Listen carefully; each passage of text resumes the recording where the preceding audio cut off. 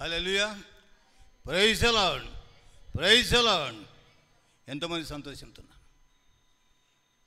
నేను రెండంత ఆత్మతో నింపబడాను. ఎందుకంటే దేవుని మందిరం ఆశ కలిగి రావాలి.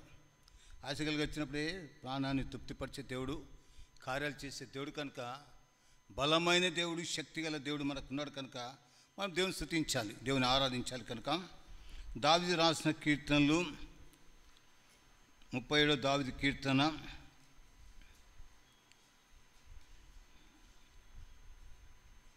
4-5 వచనాలు చదవండి. 37 దావీదు కీర్తన 4-5 వచనాలు.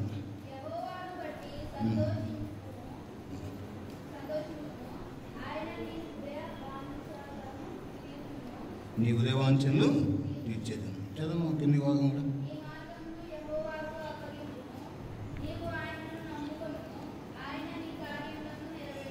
ఆయన నీ కార్యంలో మన చదవము 5వ వచనం.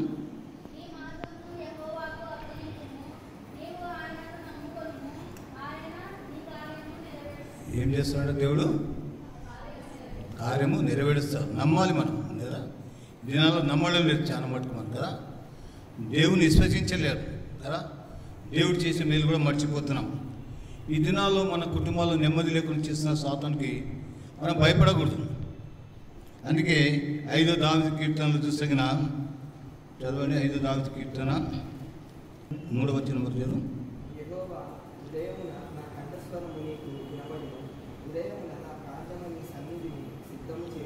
ప్రార్థన సిద్ధం చేసుకున్నామట.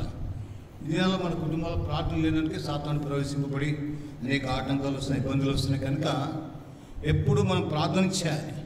అందుకే దావీదు భక్తుడు ఏమంటే ఉదయకాలం నా కంఠస్వరం నీకు వినిపిస్తున్నాను. ఉదయకాలమైన ప్రార్థన చేయాలి.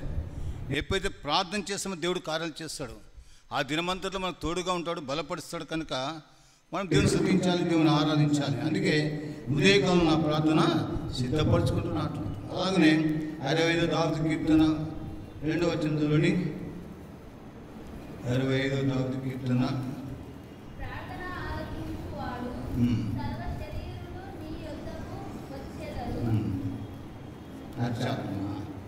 ఒకసారి ప్రార్థన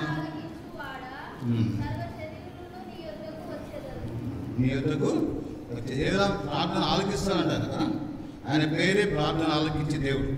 అందుకే ప్రార్థనలకు జవాబిస్తాడు. కనుక మనం ప్రార్థన చేయాలి. ఎప్పుడైతే ప్రార్థన చేసిన సర్వశరీలో నీ వద్దకు వస్తారు. ప్రార్థన చేసినప్పుడు దేవుని కార్యం చూస్తాం.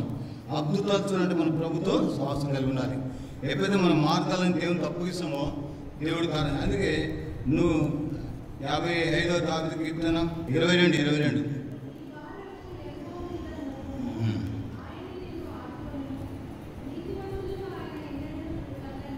ఎవరు నీతిమంతులు ఎన్నడూ కదలనీయరు కదా. అందుకే మన మార్గాలు ఎవరికి అప్పగించాలి? దేవునికి అప్పగించాలి. ఈ దినాల్లో మన మార్గాలను ఎవరికి అప్పగిస్తున్నాం? మనుషులకు అప్పగిస్తున్నాం. అందుకే దావీదు రాసిన కీర్తన 118వ దావీదు కీర్తన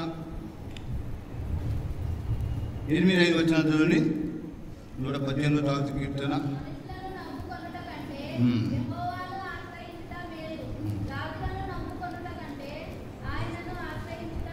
ఎవరు ఆశ్రయించాలంట? మనుషుల మీద ఆధారపడవుతుంది అంటున్నాడు ఇక్కడ. అంటే మనుషులు మోసం చేస్తారు, అవమానాలు చేస్తారు. కానీ అందుకే మనుషుల వైపు చూడొద్దని దేవుని వైపు చూడమంటాడు. దేవుని వైపు ఎప్పుడైతే చూస్తామో ఆశీర్వాదాలు వస్తాయి, దీవెనలు ఇస్తాడు, కృప చూపిస్తాడు. కనుక అందుకే మన కుటుంబాల్లో నెమ్మది లేకుండా ఉన్నామంటే ఇవే ఆటంకాలు. మనం మనుషుల మీద ఎక్కువ ఆధారపడుతుంటాం. మనుషులు ఏది చేస్తున్నా ఎక్కడికైతే పరిగెత్తుతాం. కానీ దేవుని వాక్యం చెప్తుంటే మనుషులను నమ్మొద్దు, రాజులు కూడా నమ్మొద్దు అంటున్నాడు కదా. రాజుల చేత ఏ రక్షణ లేదంటున్నాడు. అందుకే దేవుడు రక్షించేవాడు దేవుడు ఒక్కడే. మనుషులు సాయం చేత దేవుడు చేస్తాడు. అందుకే నెమ్మది ఇచ్చేవాడు కూడా దేవుడే. అందుకే 119వ దావీదు కీర్తన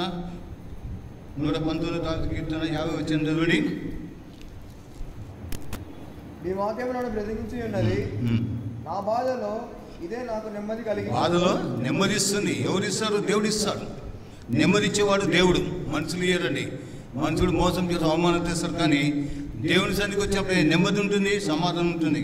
నీ బాధలో నీకు నెమ్మది ఇస్తాడు, సమాధానం ఇస్తాడు. కనుక దేవుని వాక్యం బతికిస్తుంది. మనుషులు బతికించారండి, దేవుని వాక్యం బతికిస్తుంది. కనుక మనము దేవుని వాక్యం చదవాలి. ఎప్పుడు మనం దేవుని స్తుతిస్తున్నాలి, దేవుని ఆరాధిస్తున్నాలి. అలాగే 119వ దావీదు కీర్తన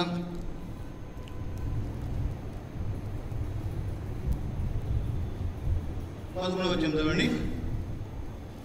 119 రాసిన 11.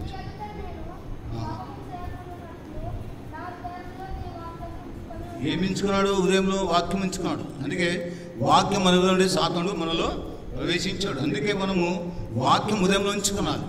ఎప్పుడైతే వాక్యం మన ఉదయంలో ఉంటుందో దేవుని కార్యాలు చూస్తాం.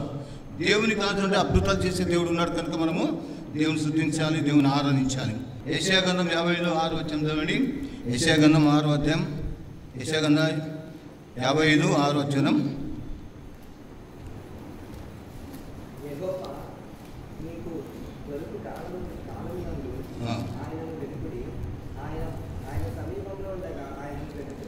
సమీపంగా ఉన్నప్పుడే మనం వెతకాలి కదా. తగిన కాలంలో ఆయన చదివిన ఒకసారి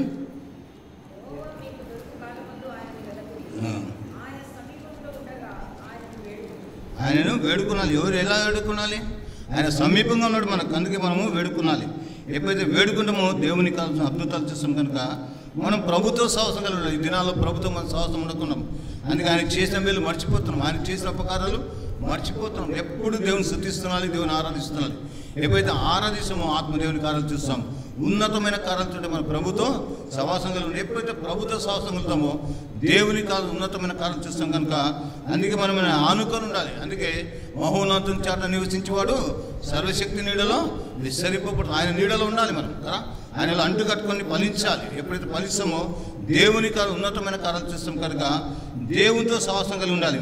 ఎప్పుడైతే దేవునితో సవాసం కలుగుతామో దేవుని కార్యాలు ఆశ్చర్యం ఉంటాయి. మనం ఊహించలేని రీతిలో దేవుని కార్యాలు చూస్తాం. ఉన్నతమైన ఆశీర్వాదాలు, ఉన్నతమైన కృప చూపిస్తాడు కనుక మనము మనుషులకు భయపడకూడదు, దేవుని భయపడాలి. అలాగనే 37:5 వచనం చదవండి ఒకసారి. దావీదు రాసిన కీర్తనలు 37:5 వచనం. అదే చదువు.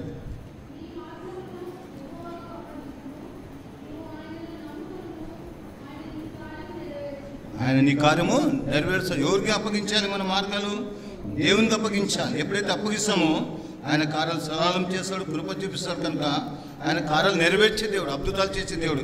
యెషయా గ్రంథం 60వ అధ్యాయం చివరి 22వ వచనం చదవండి. ఒంటరైన వారిలో 1000 మంది అవుతారని వాక్యం చూస్తున్నాం. చదవండి ఒకసారి. యెషయా గ్రంథం 60వ అధ్యాయం.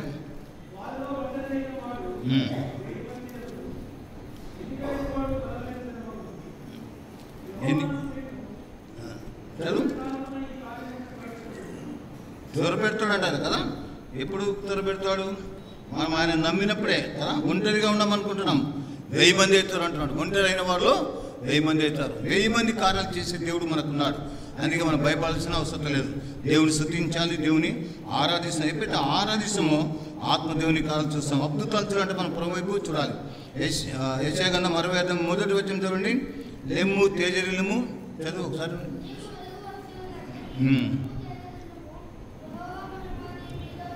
యెహోవా మహిమ నీ మీద ఉదయిస్తున్నాను అంటే దేవుని మహిమ మన మీద ఉదయింపచేస్తుంది.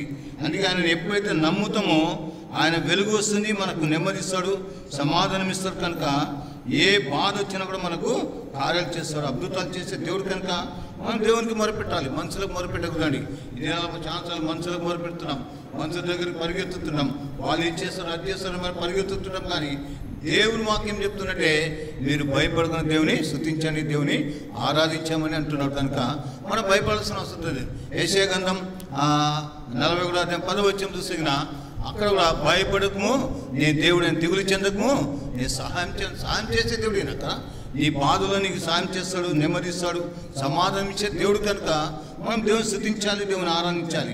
ఎప్పుడైతే ఆరాధిస్తామో ఆత్మదేవుని కాదు ఉన్నతమైన కార్యాలు ఉంటే మన ప్రభుత్వ సవాసం కలిగి ఉంటాం. ఎప్పుడైతే ప్రభుత్వ సవాసం కలిగి ఉంటామో దేవుని కాదు అద్భుతాలు చూడాలంటే మనము ప్రభుత్వ సవాసం కలిగి ఉంటుంది. అందుకే ప్రార్థన ఆలోకించేవాడా సర్వశరీరు నీ వద్దకు తిని వాక్యం తెలుస్తుంది. కనుక మన ప్రార్థన ఆలోకించే దేవుడు మన దేవుడు, ఆచమాచి దేవుడు కాదు. ప్రార్థనలకు జవాబిస్తాడు. మొరపెట్టాలంటే మొరపెడితే కార్యాలు చేస్తాడు. మీరు మొరపెడితే కార్యాలు నెరవేరుస్తాడు అంటున్నాడు. మొరపెట్టాలి. మనం దేవునితో భయభక్తులు కలిగినప్పుడే దేవుని ఉన్నతమైన కార్యాలు చూడాలంటే మన ప్రభుతో సవాసం కలిగి ఉండాలి. ఎప్పుడైతే సవాసం కలిగి ఉంటామో దేవుని కార్యాలు చూస్తాం, అద్భుతాలు చూస్తాం. కనుక యెషయా గ్రంథం 61వ అధ్యాయం 2వ వచనం చదవండి. 61 2వ వచనం.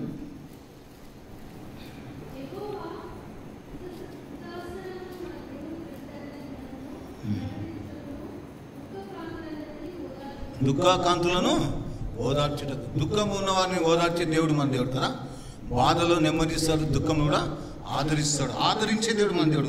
మన దేవుడు ఆశామాసి దేవుడు కాదండి. ఈయన సర్వశక్తి గల దేవుడు, కార్యాలు చేసే దేవుడు, అద్భుతాలు చేసే దేవుడు. కనుక మనము ప్రభు వైపు చూడాలి. ఎప్పుడైతే ప్రభు వైపు చూస్తామో మన దుఃఖము సమాప్తం చేస్తాడు, కార్యాలు చేస్తాడు, అద్భుతాలు చేస్తాడు. కనుక మనము భయపడాల్సిన అవసరం. అందుకే నీ దుఃఖదేములో కూడా నీకు తోడుగా ఉండి బలపరిచే దేవుడు కనుక నీకు ఆయన కార్యాలు నెరవేరుస్తాడు. కనుక మనము దేవుని వైపు చూడాలి. ఎప్పుడైతే దేవుని వైపు చూస్తామో ఉన్నతమైన ఆశీర్వాదం, ఉన్నతమైన కృప చూపిస్తాడు. కనుక మనము దేవునికి భయపడాలి, మనుషులకు భయపడకూడదండి. మనుషుడు మోసం చేస్తారు, అవమానం చేస్తారు. కానీ మన దేవుడు అలాంటి వాడు కాదు. నా సన్నిధికి వచ్చిన వాడిని ఎన్నడూ తోసివేసే దేవుడు కాదు. ఆయన కార్యాలు చేస్తాడు, అద్భుతాలు చేస్తాడు. కనుక మనం ఎప్పుడైతే దేవునికి మొరపెడుతుంటామో దేవుని కార్యం చూడాలంటే మనం ప్రభుత్వం సహవాసం కలగడం. ఎప్పుడైతే ప్రభుత్వ సహవాసం కలగడమో దేవుని ఉన్నతమైన కార్యం చూడాలంటే మనము ప్రభుత్వ సహవాసం కలగడం.